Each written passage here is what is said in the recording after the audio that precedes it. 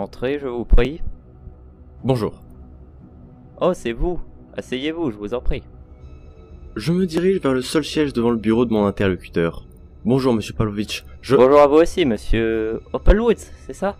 Vous pouvez m'appeler Grimm, vu que nous nous sommes déjà vus. Merci. Donc, vous voulez racheter mon casino, c'est cela? Oui, vous avez bien compris. C'est un bel établissement, avec une partie hôtelière, ce qui conviendrait parfaitement à mes affaires. Fort bien, fort bien. Mais je dois tout de même vous avertir que nous ne sommes pas une entreprise florissante. De moins en moins de gens viennent ici, à cause d'un certain tapage nocturne.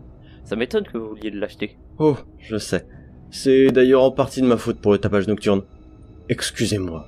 Pardon? Je crois que, vu la situation actuelle, je peux vous expliquer.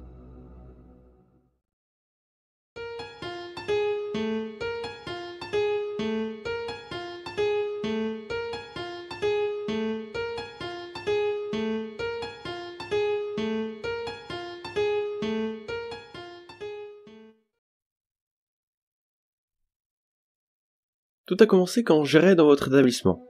Je me dirigeais vers la sortie, avant de me faire renverser par un homme. Cet homme se nommait Ron. Il m'a pris pour un membre du personnel et voulait une chambre pour pouvoir jouer au casino le lendemain. Sur le coup, j'ai souri et je me suis pris au jeu. Je suis allé à l'accueil et je lui ai pris la clé de la chambre 354. Je n'ai pas choisi cette chambre au hasard. Elle était juste en face de la chambre 355. La chambre 355? Mais c'est... Laissez-moi continuer mon histoire. Bref, je lui ai pris la clé de la chambre 354 et la lui ai apportée. Il me remercia, puis s'excusa de m'avoir renversé avant de s'en aller. Mais avant qu'il ne me tourne le dos, je lui dis ceci. Vous verrez, juste en face de votre chambre se trouve une porte en métal, qui est bloquée parce que... N'y faites pas attention, ne touchez pas à la poignée, ne regardez pas par le trou de la serrure, et surtout, n'essayez pas d'y entrer. Il était un peu perplexe, mais m'assura que tout irait bien. Ron montait les escaliers et arriva finalement devant sa chambre, et accessoirement devant la porte en métal. Ron enfonça la clé dans la porte de sa chambre, mais au moment de la tourner, il se figea, réfléchissant. Ses yeux ne regardaient pas la porte, mais sa voisine, la porte en métal. Il lâcha les clés pour se tourner maintenant face à la porte en métal, dont sa nouvelle connaissance l'avait rendu curieux. Il sortit sa main gauche, jusqu'ici cachée dans sa poche, pour prendre la poignée, avant de la tourner. Il s'arrêta encore une fois, pendant quelques minutes. Sans doute se demandait-il pourquoi il avait autant d'intérêt pour une simple porte, qui devait sûrement être en travaux, ou autre chose totalement banale. Ron sourit. Sans même lui parler, je pouvais deviner son raisonnement. C'était sans doute des travaux, mais je suis curieux, je vais quand même y aller pour satisfaire ma curiosité. Ron, cette fois, sans l'hésitation dont il avait preuve jusqu'à maintenant, s'empara de la poignée, mais elle ne bougeait pas. Il se mit à genoux et colla son œil contre la serrure. À ce moment-là, Que vit-il? Je ne comprends pas. Je croyais que la chambre 355 était... Il vit une femme magnifique, la plus belle femme qu'il eut à voir dans sa vie. Elle avait une magnifique chevelure rouge, longue et soyeuse, parfaitement coiffée et brillant, tellement que l'on aurait pu croire que sa tête était enflammée. Son visage était décoré de taches de rousseur, qui étaient, à son grand désespoir, partiellement cachées par cette même femme. Elle était recroquevillée sur elle-même.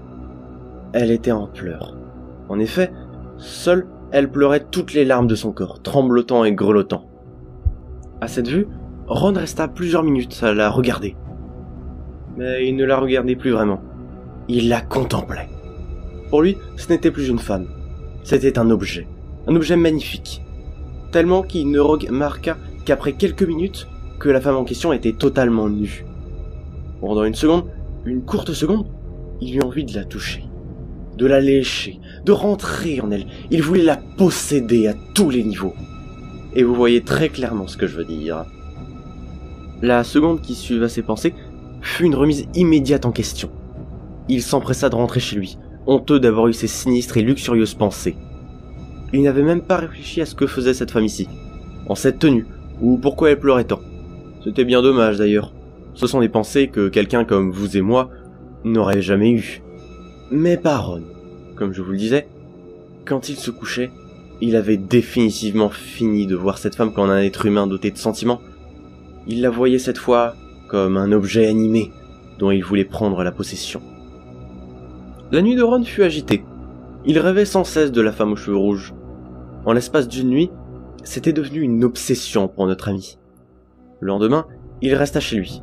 Le surlendemain, pareil. Toutes ses pensées n'étaient occupées que par cette femme. Il en oubliait sa propre vie et ses propres besoins. D'ailleurs, je dois vous faire une confidence. À ce moment, et j'ai honte de le dire, j'ai eu pitié de voir un homme tomber si bas en l'espace de quelques jours. Je décidai alors d'accélérer mon plan. La sonnette de Ron sonna. À peine l'avait-il entendu qu'il bondit devant la porte comme un chien sentant l'odeur de son maître. Il ouvrit la porte dans une agitation plus qu'évidente et non dissimulée. Il bavait, et dès qu'il ne vit personne, il ferma la porte, déçu que ce ne soit pas la femme dont il rêvait tant. Pourtant, la sonnette sonna encore une fois, et Ron revient encore une fois devant la porte, plus calmement cette fois, ou plutôt moins excité qu'avant. Il rouvrit la porte, comme pour la première fois il n'y avait personne, mais cette fois, il remarqua ce qu'il avait ignoré précédemment. Une petite boîte était posée juste devant l'entrée. Mais qu'est-ce que c'était? C'est vous qui l'avez posée? Une bague. Une bague? Oui, mon cher, une bague. Mais en quoi cela pouvait-il lui... Comme pour vous, il ne mit que quelques secondes avant de comprendre, malgré son état. À peine avait-il compris à quoi correspondait cet objet, qu'il fondit en larmes, pleurant toutes les larmes de son corps. Il se releva finalement, passa la porte. Il n'avait aucune idée d'où venait cette bague et n'y accordait aucun intérêt. Il sortit de la chambre pour se tenir devant la porte en métal. Inconsciemment, il toqua.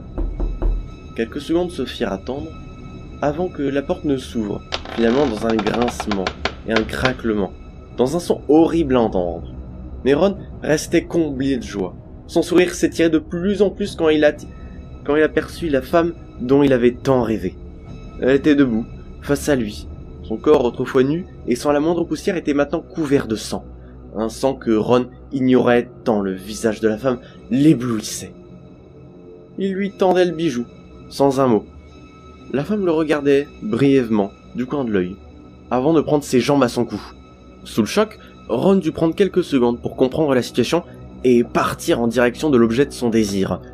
Il courait vite, mais pas assez pour la rattraper, et il finit par la perdre de vue.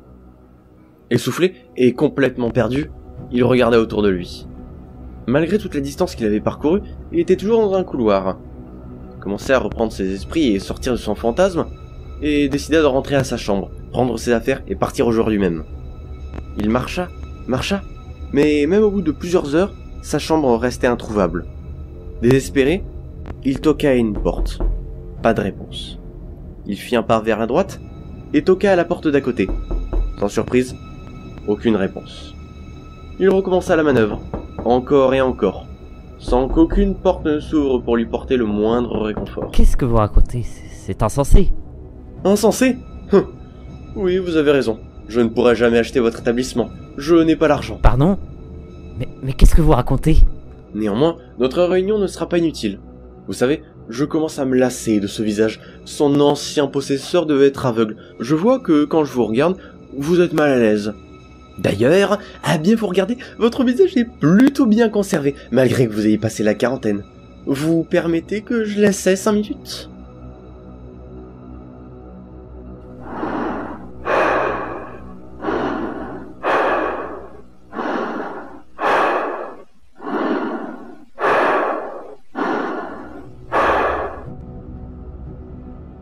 Je me regarde dans le miroir, touchant mon visage d'ici et de là, le tâtant pour m'y habituer. Une fois fait, je m'assis. Et une fois assis, je remarqua une petite étiquette en face de ma porte, où il était marqué Grim Pavlovitch. Je prends la feuille pour y marquer mon nom et la coller dessus. Grim Opalwoods. C'est un joli nom, ça. Grim Opalwoods, le fondateur et dirigeant de la fabrique à monstres. Ah, ça sonne bien. Je suis impatient de pouvoir créer de nouveaux monstres, et ainsi d'avoir de nouvelles histoires à raconter.